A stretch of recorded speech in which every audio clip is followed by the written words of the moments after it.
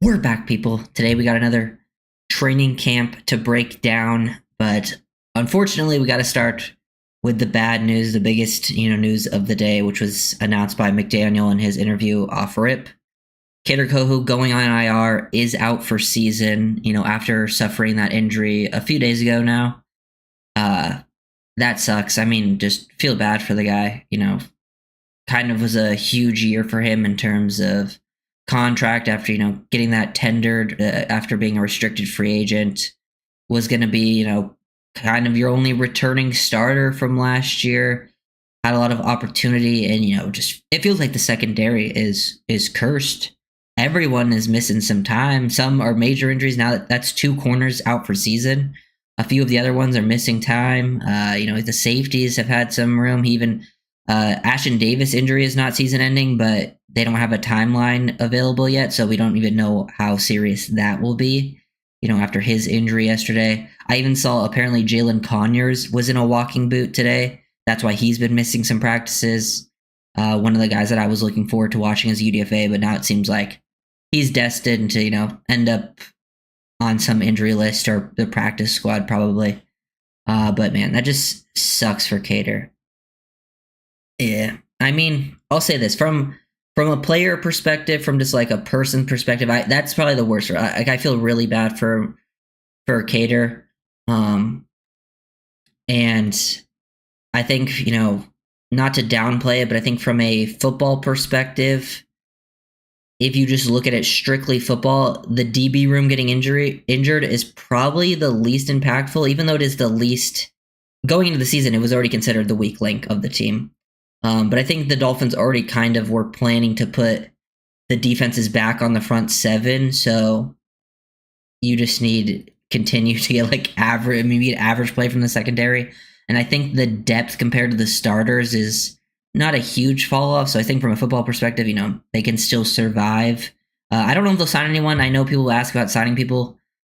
I would not sign anyone right away. I would try to see what you have with the young guys in the safety and corner room. You already got Mike Hilton. Mike Hilton is your Kader Kohu replacement in the slot. Now you would have played Kohu on the outside, so that means probably it's going to be a battle between a few different people. I think Mike Hilton has the slot spot locked up. Then after that, I mean, you'll get into the players of Jack Jones, Storm Duck, Jason Marshall, Ethan Bonner had a strong day. Like some players had strong days today. I know Bonner probably had his best practice from what I'd seen. Kenneth Grant, I think Wingfield said it was his best day, so that was nice. Another big Patrick Paul day. But the corner room, unfortunate, has been facing a lot of injuries. And, some of those players that have gotten injuries have had injury histories. And, Dolphins front office continue to take some chances. Kohu is not one of them. I mean, I'm not blaming from the Kohu stuff. The Kohu one is just sometimes, players who don't have injury histories get injured, and that sucks too. Yeah, our season is over now. Personally, I don't think Kader Kohu being out for season makes the season over or not. I actually don't think it changes. I like Kohu, but I don't think it changes too much of the outlook of the entire secondary. I think the secondary, regardless, still would have been the weakness of the team, whether Kohu's out there or not. They're still relying, I think, on the defensive front. But yeah.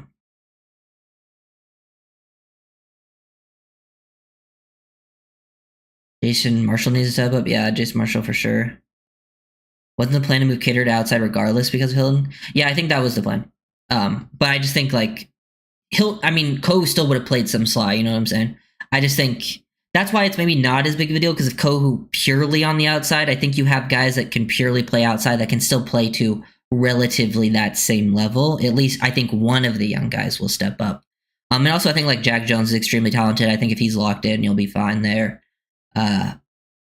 You'll just need one of the young guys to step up that is kind of a question mark, which I don't think is that crazy. I'm not super high on Cam Smith or anything, but I think you could see it out of a Storm Duck and Ethan Bonner, a Jason Marshall, especially with the secondary. Especially with the front seven. You're relying on the front four to get very quick pressure.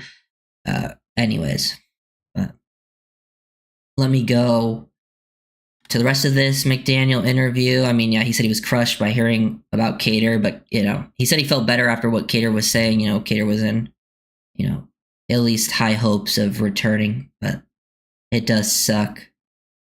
He talked highly about Chop, saying, Chop isn't you can tell that he's not as excited for a win this season. That's what McDaniel said. He expects to win. He expects to get a pressure. He expects to get a sack. So that's like a difference in him. We know we talked about Ewers and Wilson both playing pretty well, like at least maybe above expectations early on in camp. But McDaniel did say he doesn't really see it as a competition at this point. Like I've said, Ewers would have to way outperform Zach Wilson, I think, to get that backup job. It's just that's how the nature of it works with the contracts, and they're going to trust a veteran. Whether that's right or wrong, that's just how things play out.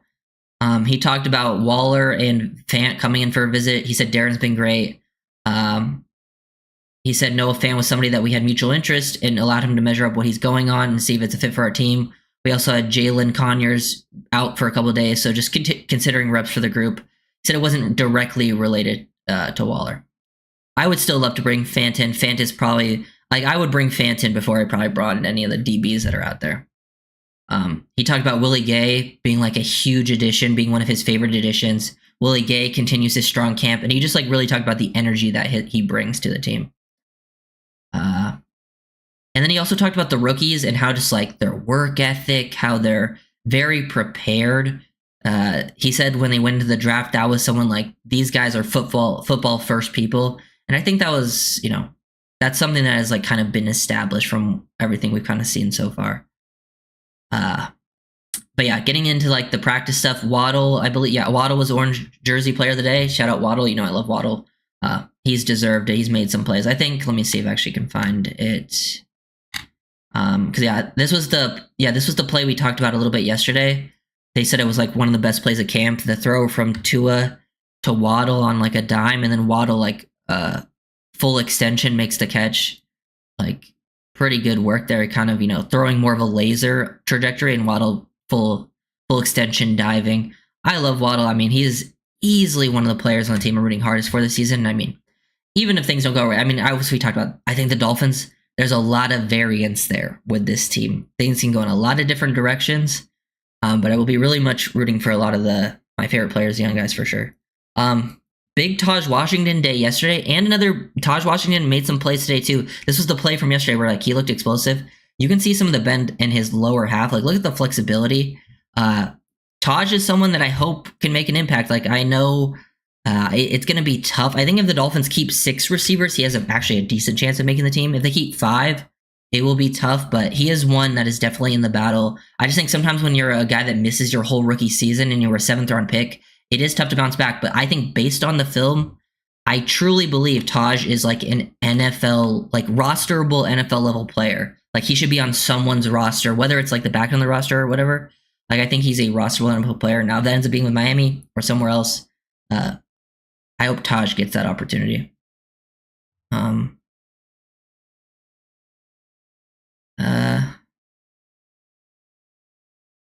Yeah, Kader's out for season. It's tough, Don. Hopefully Tua can stay. Yeah, I mean, Tua, yeah, we're definitely...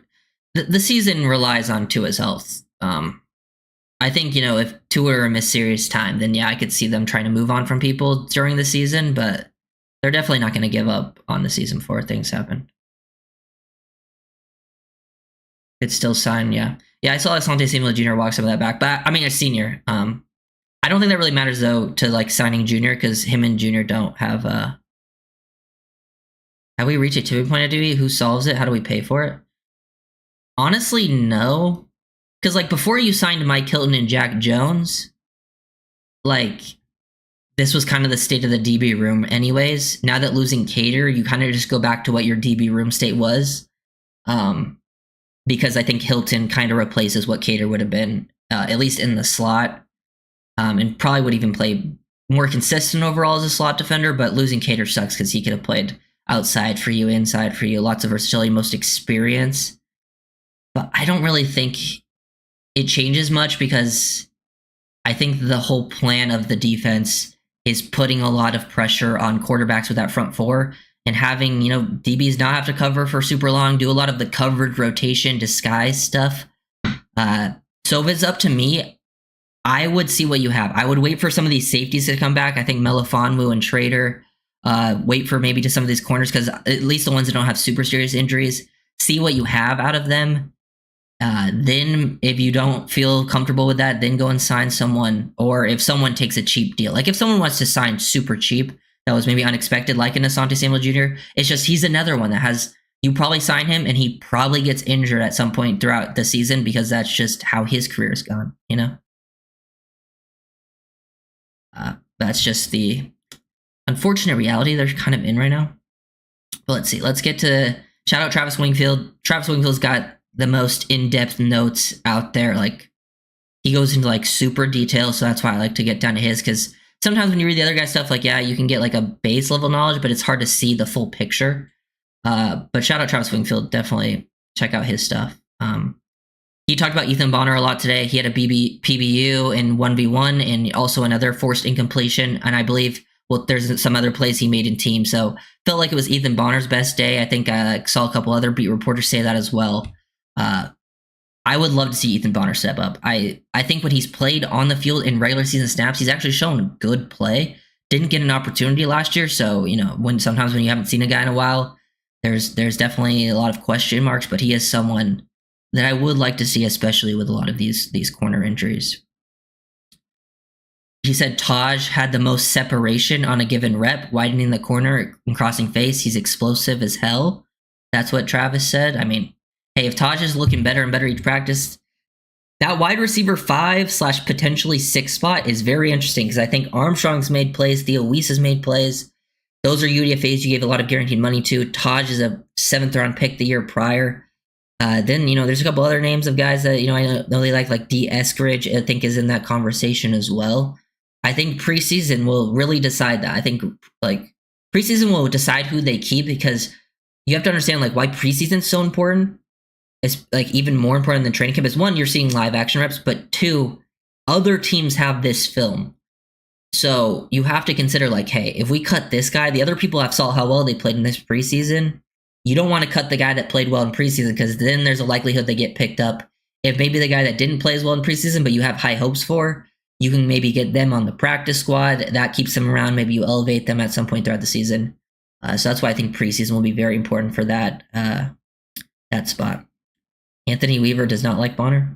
I mean, yeah.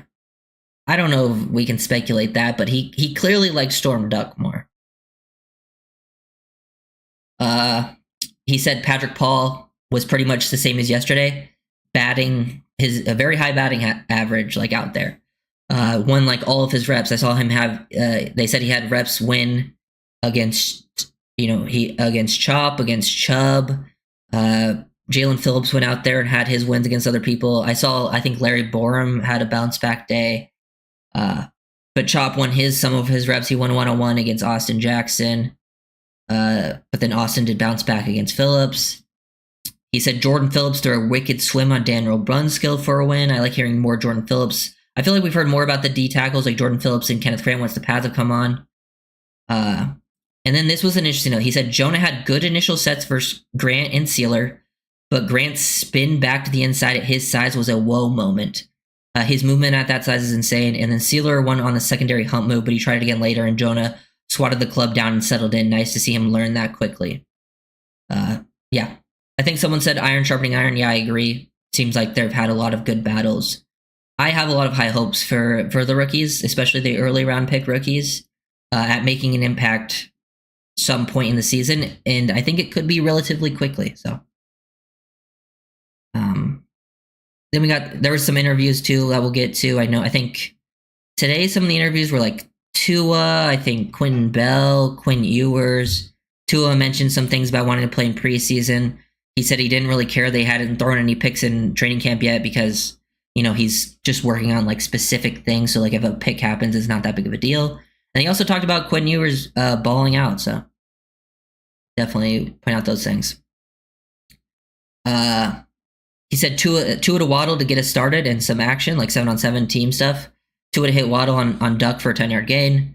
Jordan Brooks beat a block against Jonah downhill. Jordan Brooks just makes plays out there, man. Jonah versus Steeler must be fun to watch. Yeah, that's Jonah versus Steeler, Jonah versus Kenneth Grant. He said Kenneth Grant's ascent continuing early. They run his way and he gets hands inside Jonah's chest plate, executes a push-pull to disengage and stack up for the run, no gain. Seems like Kenneth got the better of Jonah today, because I think Jonah had kind of gotten the better of him maybe on some of the other days, but nice to see that. Said one of his favorite reps was Zach to Taj. He had to clear the defender, but he was going to because of his speed, so Zach throws it early and turns in nice catch and run. Taj continues to flash. Taj Washington making some plays. Nice to see that. I think that there are certain positions that really I feel like can stand out in training camp, and I think matter more so, especially in the drills. Like some of the running back stuff, I feel like it's really hard to get a gauge on running back play in training camp because there's no tackling, and I think tackling is very important. Like you can maybe see how the reads are, but even that in non-live action can be a little misleading. But I think like receivers, some of the O-line, D-line stuff, you can get a pretty good picture of those guys as players.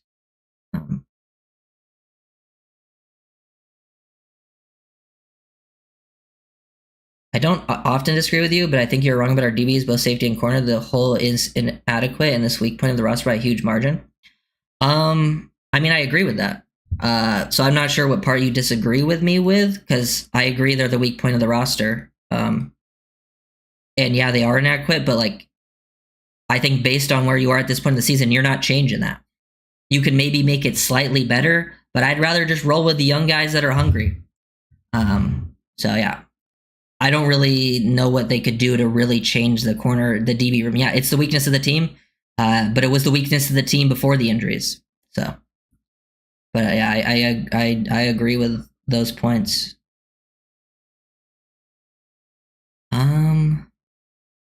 Tell me one Super Bowl winner that had closest bat of secondary as us. I mean, the Dolphins aren't going to win the Super Bowl.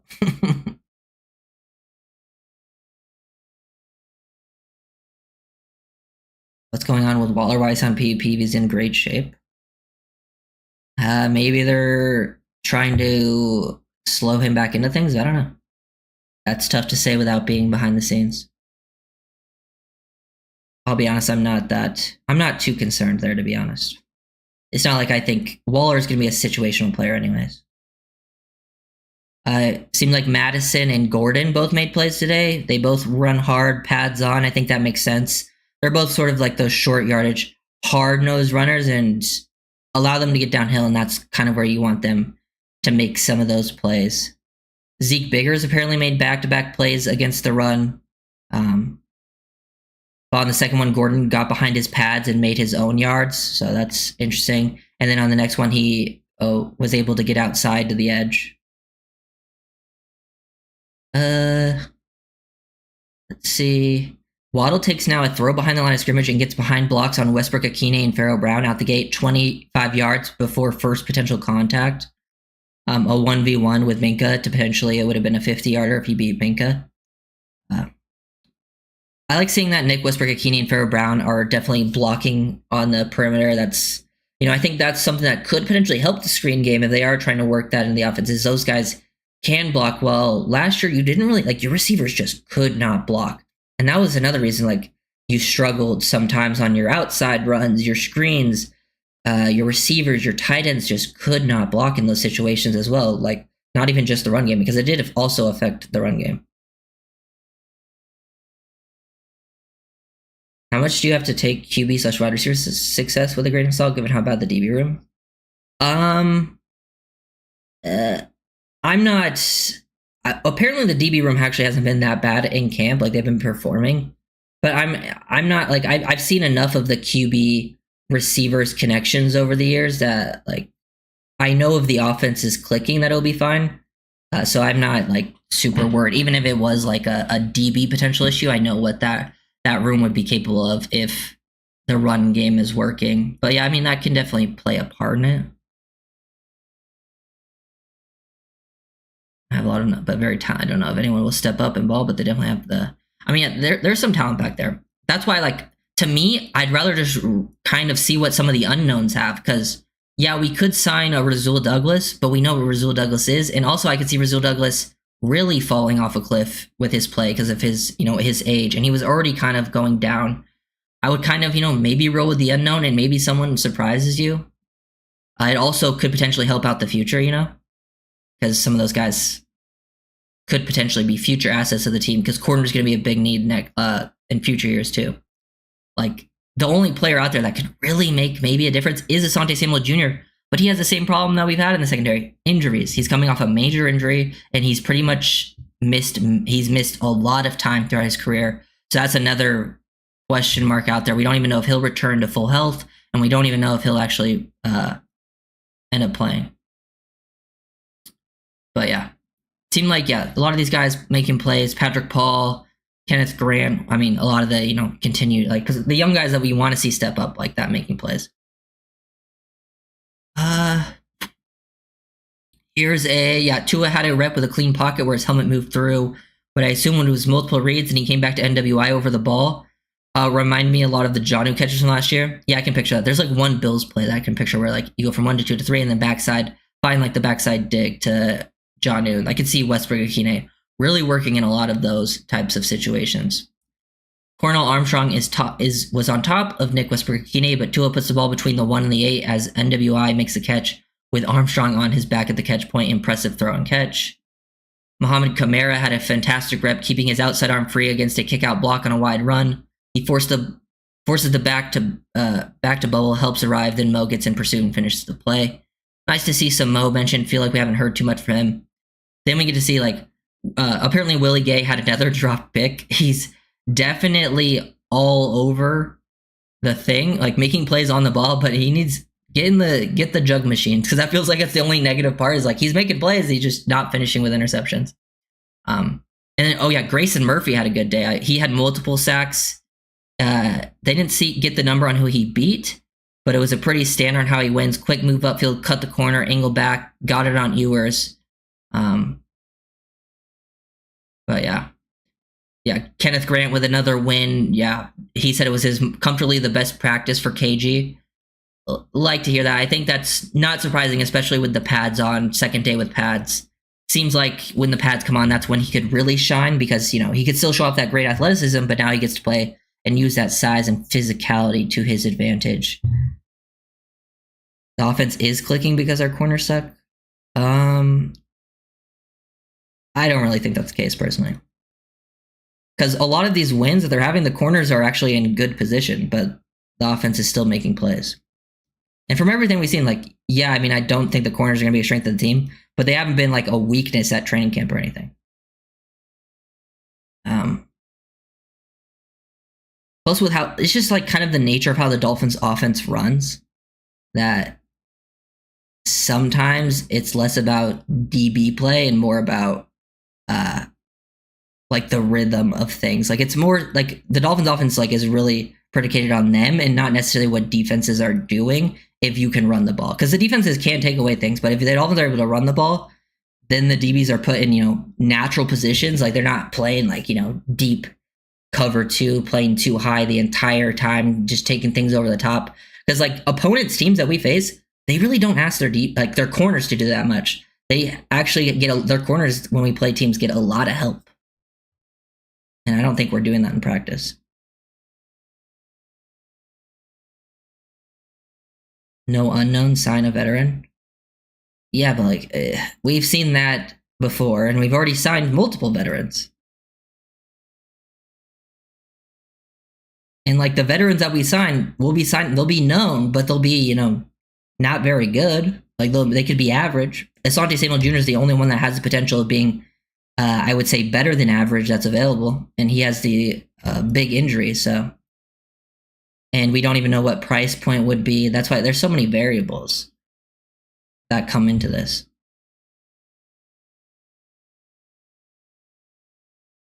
Let's see. D. Eskridge beat Jack Jones on the double move. Pretty standard he beat Jack Jones on double move for a touchdown. If you watch film, that's Jack Jones' biggest weakness. McDaniel got very excited after Bonner made a big play on a comeback. So Bonner just continuously was making plays out there today. Willie Gay comes on a blitz, another sack. Seems like he's had a lot of sacks over the last handful of weeks. Farrell Brown made a play. This is a short throw from 2 in a red zone. Drops his shoulder to flatten Elijah Campbell. Brown's been making catches once the pads come on. Bonner steps down as the force defender on Achane and makes a play on the backfield versus the run. Definitely a big day from Bonner. These were some red zone drills. Mika made a play against Malik down in the red zone, squeezes him to the end line. Just barely wasn't able to connect with Tua. Jalen Wright down in the low red zone finished for a touchdown, had good movement from Josh Preby and Daniel Brunskill. And then Grayson Murphy had a nice inside move to collapse the pocket and sack Zach Wilson on the last play of the day. Just, wow, multiple sacks from Grayson Murphy. Yeah, so Grayson Murphy, Ethan Bonner, Kenneth Grant, Patrick Paul, Taj Washington, some big standouts of today. What is wrong with signing Xavier Howard? I mean, he hasn't played football in a couple of years. And last time he played football, he wasn't as good as he used to be. To me, Howard would be a question mark because we wouldn't know how good he would play. And he'd also be a developmental stopper. Like he would stop progress from potentially younger guys. That's why I would not be a huge fan of that because personally, I don't think he would play at a super high level, not playing in a while, and he was already not playing super well to finish. This is a play from yesterday. This was like Tua hitting Achane down the field. Ooh. And Xavier Howard's also just a weirdo, to be honest. Apparently Kendall Sheffield wasn't out there today either. Missing people with injuries.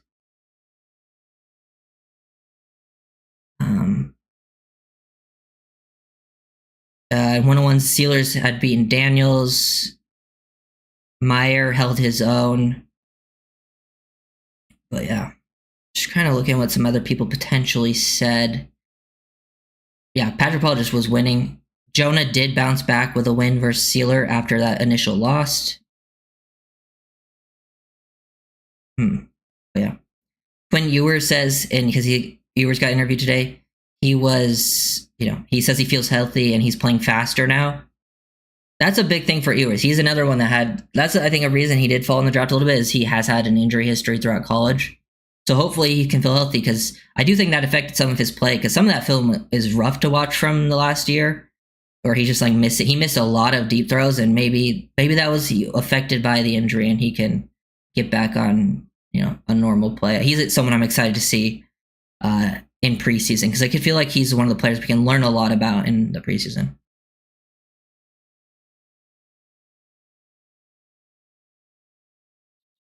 Can we let X go? Yeah, personally, I've let that go. I let that go years ago. I let X go before the Dolphins even let X go. I've moved past that long. But Quentin Bell had an interesting quote about Chop. Chop is a different breed. The way he practices and works, you'd never think he was a rookie last year. Oh yeah, Omar was the one that said Jalen Conyers had a boot on his left leg. And he's missed a few practices. Which honestly sucks because he's someone that I wanted to see in action in the preseason and not.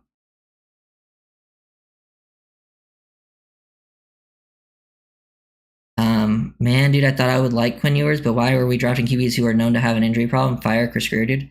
It was a 7th round pick, Jay. And he was projected to go 4th or 5th round. So, I mean, it's a 7th round pick. In the 7th round, you're taking players that have some sort of problem. It's either an injury problem, it's maybe an off-field problem, or it's just they're not very good problem. So I don't think that's one you should. You can want to fire Chris Greer, but I would do it for a different reason.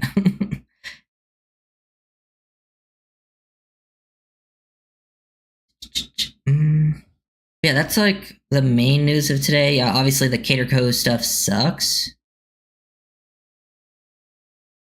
Oh yeah. Yeah, because Kader Kohou is out for the season, which we can't have any nice things, So I'm imagining right now Mike Hilton feels like locked up nickel. Like he's going to be your nickel. If he's not your nickel, something went wrong.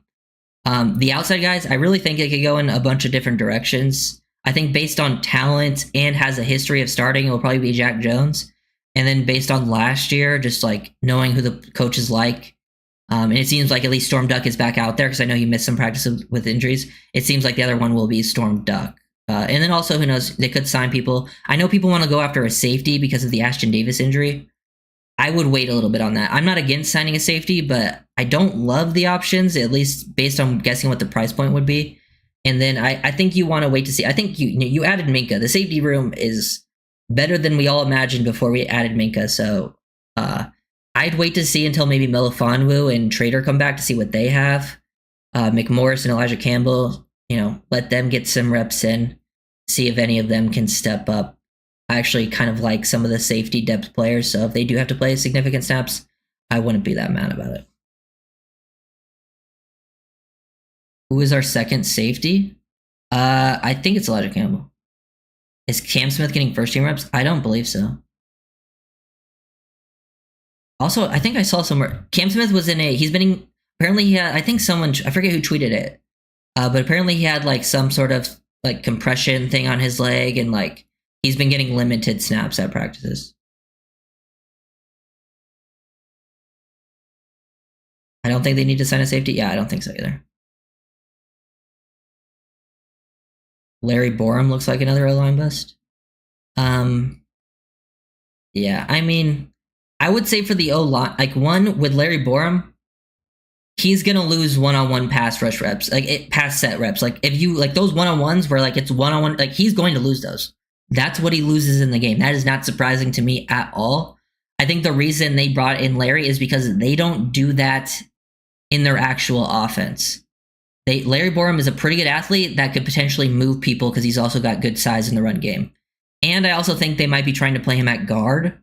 That's sort of the thought process there. Like, because in Chicago, he was awful. Like, he was genuinely bad because of what they asked him to do, and he couldn't hang. With the Dolphins in live action, they are going to very rarely ask him to do those things that he struggles with. So I think as a depth guy, it's not a terrible option, but I think more so as like a guard. That's where I kind of imagine Borum will be. If he has to play tackle and you get in like obvious passing situations, yeah, they're going to take advantage of him. But I think he'll be able to at least create more of like a movement. Because like Kendall Lamb last year, Kendall Lamb, super reliable pass protector, but it was kind of a liability with Miami because they don't ask him to like do a lot of that stuff in pass pro. And he's pretty much was nothing. He didn't really add anything in the run game. And that's why Kendall Lamb sort of like lost value as like a swing tackle. He's a better swing tackle option for different teams. The Campbell and Tyndall experience are done. Yeah, pretty much.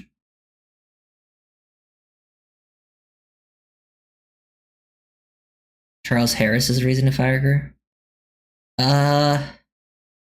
I mean, I hate Charles Harris, but also that wasn't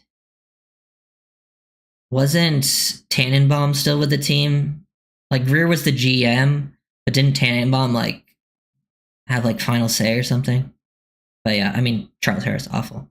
I mean, I wouldn't go so far back. I think you can just go back to, certain decisions made last year would be better to fire Greer in terms of like, the contracts given out, especially the ones to like Ramsey and Tyreek, where like you gave out the contracts for like no reason. Like they already had big contracts and you gave them bigger contracts, and now you wanted to move on from both of them the following season.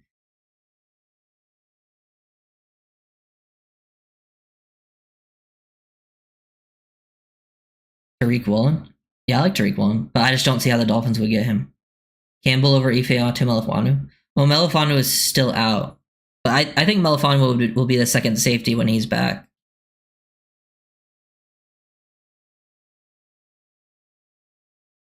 Rarely are linemen just dropping back and pass blocking 101. Yeah, in the Dolphin system, it's very rare to have true pass sets. Now, it's way less than other teams in the league. Like other teams, like will do a lot of true pass sets. A lot of one-on-ones will happen, but with the Dolphins, it's so rare. It's like maybe a few times a game.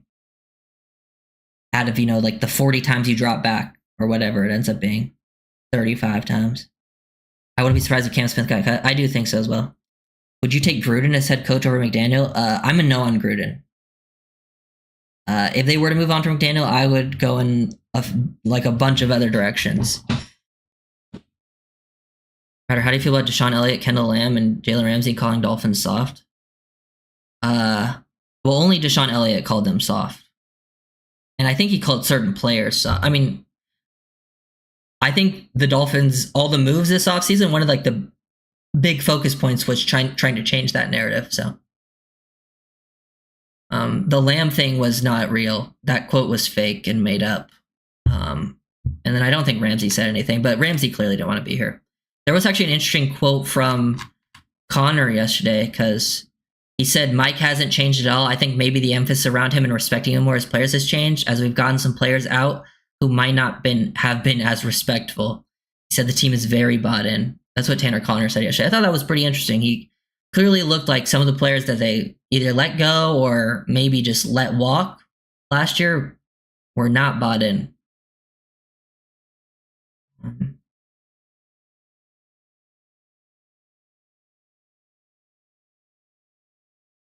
But Ife to Malafanu at corner.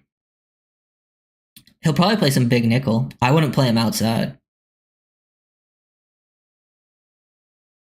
Jay, that quote's not real. You got. Kendall Lamb came out and said that was completely fake. Like, he never said any of those things. Yeah. That one was crazy because that was circulating for a while. And it was posted by an ESPN site, but it was no one had ever even interviewed Kendall Lamb. He's like, I don't know where this quote's coming from. I never said anything. Gotta disagree with you, Ryder. Borum is going to be junk. Oh, I'm not a fan of Borum. Don't misunderstand what I'm saying. Borum will be better than he was in Chicago because of this system, not because of him. But he's still not going to be great. He's fine if he's your 7th, 8th, 9th offensive lineman.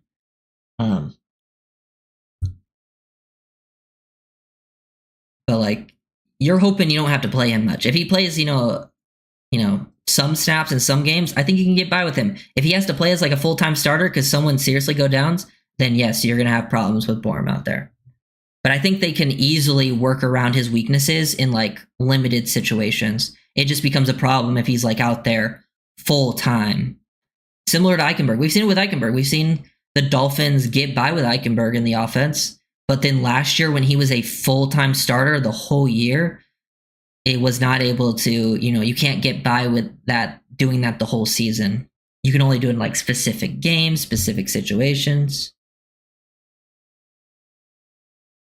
But yeah, I'm not a Borum fan at all. It's just those reps he's losing in practice, the one-on-ones, he's not going to be in those situations very often in the game. So I'm not I don't really care. Those plays don't change my mind because I already know he's going to lose those reps, especially against guys like Chop and Chubb and Phillips. He'd lose those reps in game too.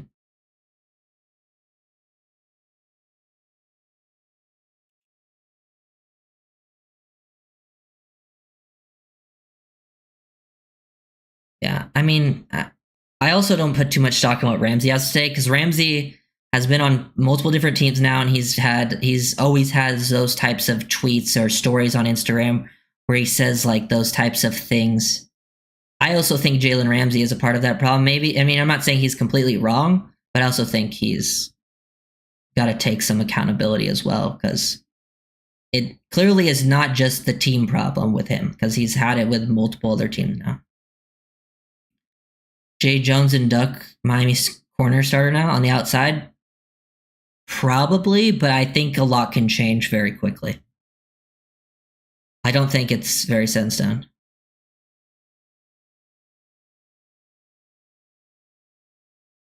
Yeah. Also, it seems like Patrick Paul is, very much putting it together, and I feel like that was one of people's biggest question marks going into the season. Really need to see him in live action too, because I think we got to take some of this training camp stuff with a grain of salt. Sometimes it's not you're putting people in tough situations too. There's certain practices, there's certain drills you do where your point of emphasis is not exactly what you would do in a game. Sometimes you're focused on a very specific scenario, and you put players in a tough situation that you wouldn't normally put them in a game. So then you will see losses from some guys, and you'll see wins that maybe wouldn't happen in live action. That's why like seeing him in preseason is more important, and then obviously seeing him in the regular season where you can really tell stuff. Borum or Land, who's a better run blocker? Borum. Lamb pretty much was pretty much nothing as a run blocker, but Lamb's way better pass protection. And it's not like Borum's a great run blocker either, but he gives you a little bit more in this system than Lamb did in that area.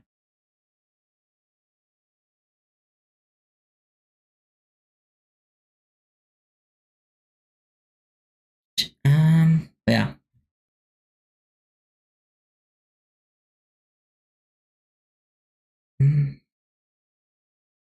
Tyreek Hill said we need more dogs around here. But yeah, it looks like I think that's what they were doing this offseason. They added guys who are dogs. They added Mike Hilton. That guy's a dog. Let's see. Zach Sealer's expected to sign a contract extension by the start of the season. I hope so. We'll see if that actually ends up happening. I think Zach is one of the players that deserves it. But that's not a set in stone thing. I don't know how much I trust that source.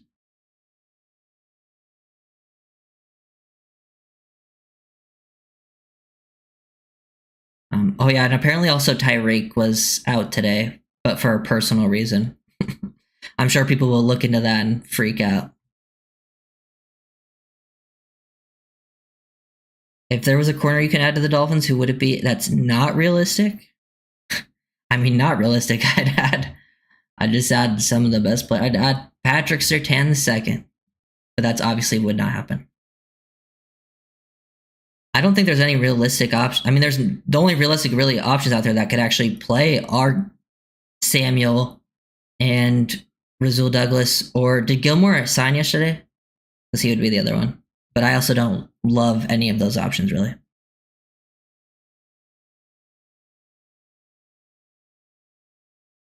Just kind of.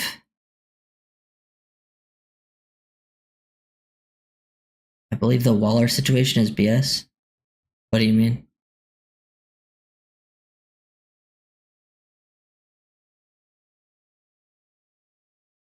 Do you have hopes for Tyndall? I think it's unlikely he makes the team, to be honest.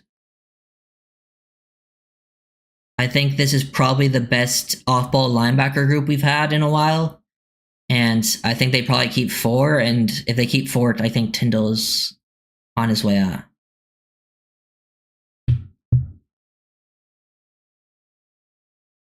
That's just kind of how I see that sort of storyline playing out. I'm just ready for it to get to the regular season, to be honest. First to the preseason. I need to see some live action play for these young guys, and I think that will definitely allow me to get a better grasp on some of these players.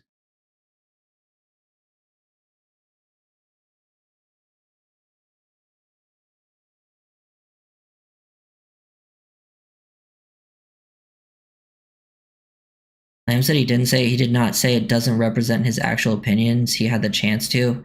I'm not drawing conclusions, but it's not 100% clear. I mean, he didn't say it. You know, that was a fake quote made up. So, like, sure, he could actually think that, but that's completely speculation, you know? Like, you could just say that about any player who's ever played for any other team in the NFL. But we're only saying it about Lamb because someone just made up a complete quote. You know? So, I mean, I feel like it's just a completely non-story. Probably the most non-story of the offseason for Miami. And even if he does think it, who cares? The Eagles had culture problems going into last season before they won the Super Bowl. Winning fixes everything. Now, are the Dolphins in that position? Hell no. They just aren't as talented as the Eagles, but sometimes winning can fix all. Because the Eagles looked like they were going to fall apart with all the drama they were having behind the scenes. Who's backing up Patrick Paul? I think Keon Smith. Hoping it'll be Johnson as Duck as our boundary guys. What moves do we make in the coming weeks to give ourselves the best shot going into week? What moves do we make in the coming weeks to give our best? I would sign Noah Fant, and honestly, I don't think I would sign other people. Like, at least, I mean, they probably will sign some other people, but I don't think they're gonna. I mean, I don't think they need to sign people that are like gonna be starters because there's not many options out there like that. I would roll with the young guys.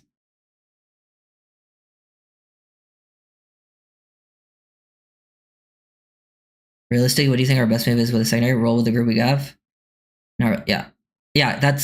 I'm not thrilled with either option either, so I would just roll with the young guys. And if they did sign someone, yeah, Asante Samuel Jr., at least there's some potential upside there. But I also am not super excited about that because of the injury stuff. So I think I would just roll with the unknown because at least the unknown, has the, like, at least there's a chance with some, like, there's a lot of young guys with potential and maybe at least one person could step up and play better than, the guys that are available in free agency. Now, if we were in the past, then yeah, I would have been targeting guys that could have been true impact players more so in the draft or free agency, but they're not at that point.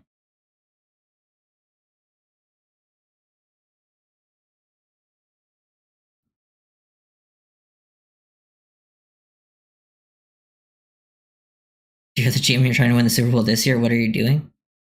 Oh, God. I mean, you might have to sell your soul. It's too late in the process to really get anything done. Like, you would have to trade for someone. Like, there's no one out there in free agency that could really make, like, I think the difference. And then you would have to sacrifice stuff from next year. Like, I don't know if I want to do that though. Like, you have to sacrifice like future assets when I don't think that's the best thing for the team.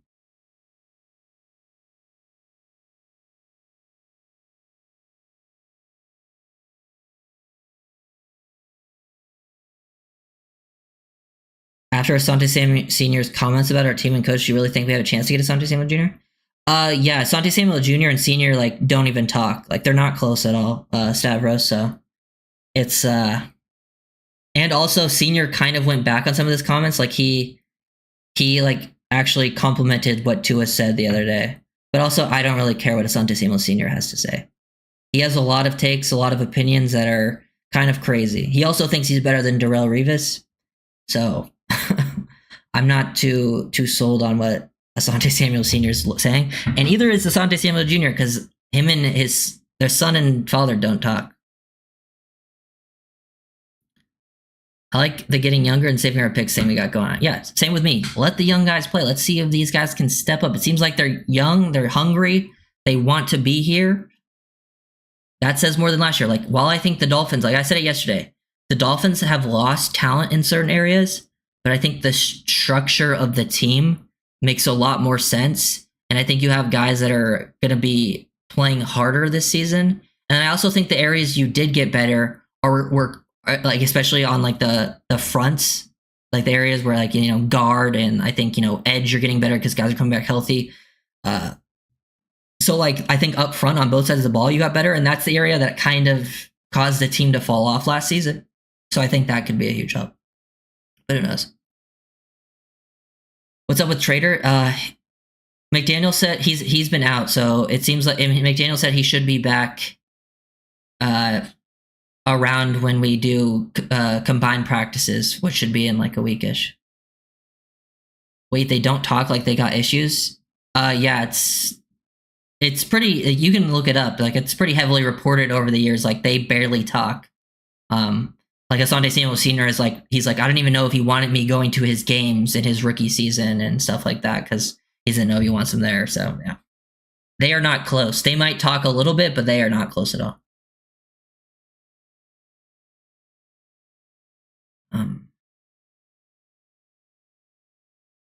Who's your favorite prospect QB for next year? Still very early, but I like Klubnik from Clemson. I think Sellers has a really high ceiling from South Carolina. Who else is out there that I've watched? I haven't watched everyone, to be fair. I like Nussmeier from LSU. There's some good stuff to work with as well. Let's see. Fernando Mendoza is a sleeper. He's a Cal transfer to Indiana, I think. I think he's going to Indiana, but he's got some good film, and I think could see him taking a step up this season. What do you think we need to improve?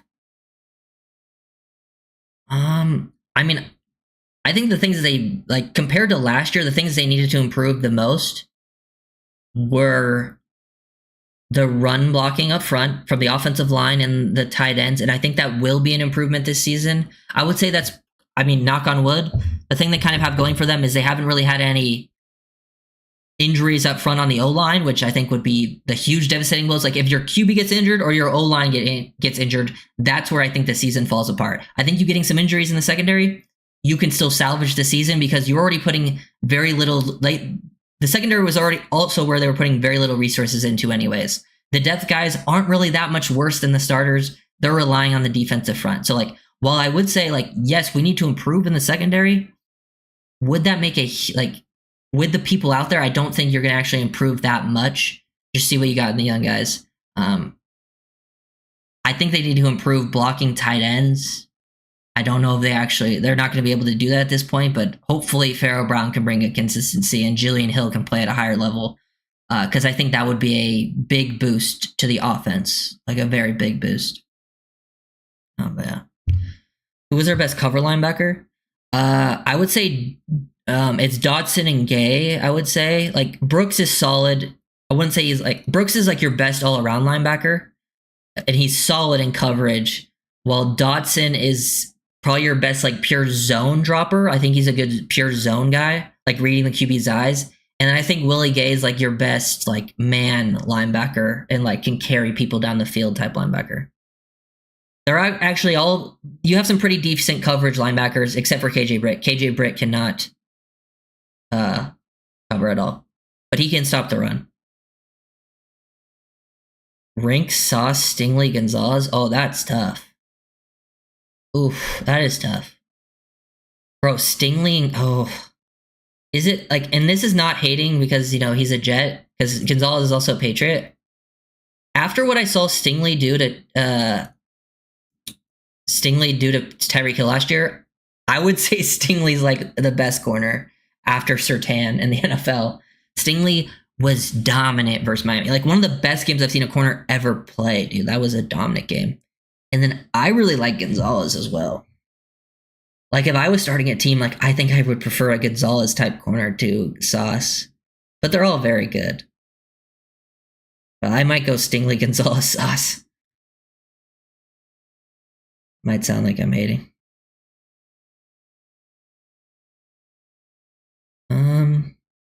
Yeah, I think I want to see Jason Marshall get an opportunity to compete. I want to see Bonner, Duck, Isaiah Johnson get real chances to compete in that secondary.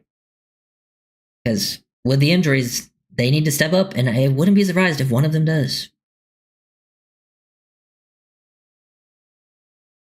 Yeah, Willie Gay's been performing very well. I think he'll be a solid player for Miami. Especially because I do think he's a good scheme fit. So, like, I think he'll play better than he did last year for the Saints. I don't know. I don't think he's going to be as dominant in the games as he's been in camp, like, because he's been dominant in camp. But I do think he will be quite good for Miami.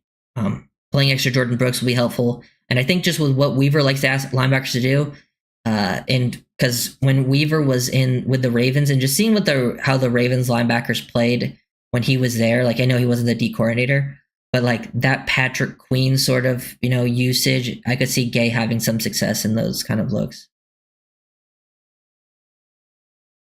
Or is everyone from any other Fins fans from New Mexico? I actually don't know. I mean, I've seen some people mention where they're from in here. I don't know if any are from New Mexico. Do you know anything about Maxwell Hairston? I think it was reported that his injury wasn't as serious as they initially thought. Of course, the Bills get lucky. They think a guy tears his ACL and he ends up being fine. The Dolphins guy walks off under his own power and ends up being a partially torn ACL. And Hairston's also like a bad person. Allegedly. But yeah. Multiple allegedlys.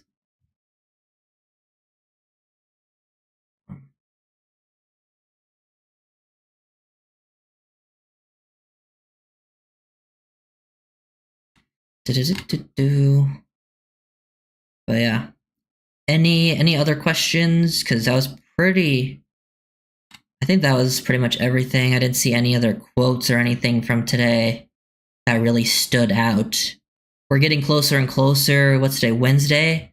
So I think technically preseason football starts in about a week because I think the Hall of Fame game is or no, the preseason, no, technically I think the Hall of Fame game is tomorrow, right? It should be. But then next week is when the actual preseason starts.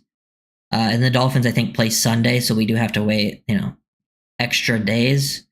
But once that happens, I'm getting out film breakdowns like crazy. Based on we'll go through mostly young guys, but we'll kind of, based on who stands out the most, who seems the most interesting to do first, we'll do.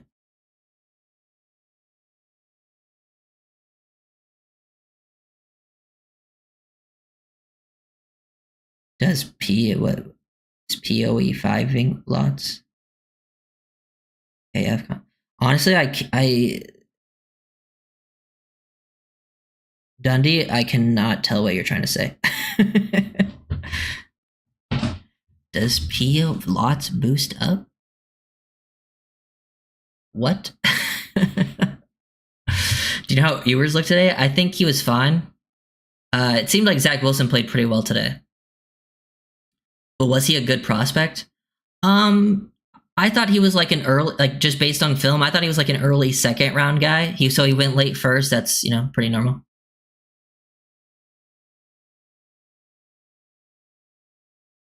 Does posting lots boost up XP? Oh, are you saying like the rating for fans? Oh, that's what you're doing. Okay, so here's the thing with the XP, right?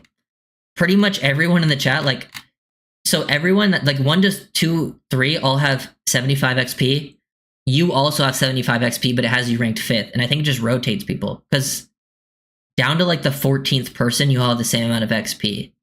So I don't know how it works. I know sometime one person did a super chat and they went up to first or whatever, but so I'm guessing that boosts people up. And I guess posting a lot probably, I would think so. But I think maybe you can only go up to 75 XP from posting a lot. The person in first place, I can't see their name, but they have a Dark Magician Avi. Oh, it's Drow, yeah.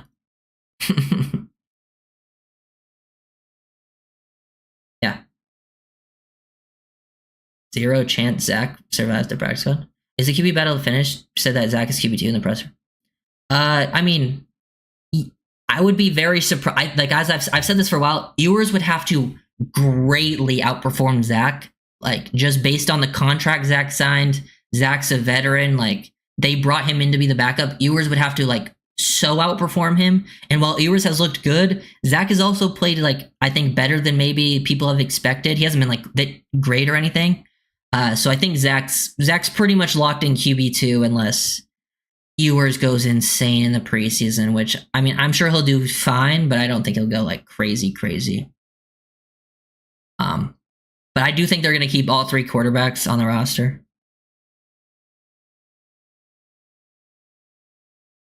Thoughts on Kader? Apologize if you already answered it. Yeah, I've talked about Kader a few times, but yeah, I would just say the worst thing is I feel bad for the player.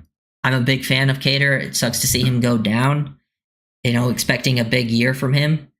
I think, from a football perspective, it also hurts the team, but I don't think, I think just in terms of how, losing Kader sucks because he is one of your better corners, but I think in terms of how you built your team, losing some corners maybe isn't as big of a deal as losing other positions because the Dolphins are kind of putting the pressure on the front 7 to really carry the team anyways. Because I think from the starters to the backups, and you added Mike Hilton definitely changes kind of how I feel about the Kohu situation.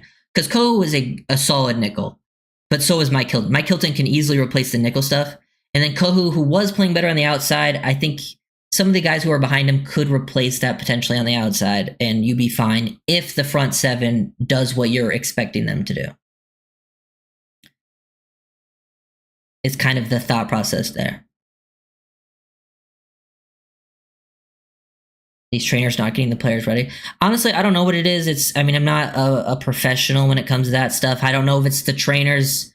I don't know if, the Dolphins are cursed, or I don't know if it's just, it's the front office bringing in injury players. But even like Kohu doesn't have an injury history and he got injured. So they might just be cursed. Or it could be them not being in the right situation. And it could also just be where they're located. Sometimes that changes stuff, but yeah, definitely sucks for Kader. This was a big year for him too, especially because he signed the tender as like a 1-year contract thing. It's a big year for him to potentially get paid next year. And that sucks because for UDFA, he was getting paid scraps his first 3 seasons, like compared to most of the NFL. And he was playing a lot of snaps, and that sucks. But yeah, thank you guys for watching. I think there's no camp tomorrow. I don't know. Is there no camp tomorrow? I don't think there's at least one open to practice. So if there's no practice tomorrow, no stream. Maybe I'll post a video. I have some videos ready, but I'm more so going to post videos once we get more, film from the preseason. That's when I'll start posting like every day with the film breakdowns. I've kind of run out of film breakdowns to make. I've done everything.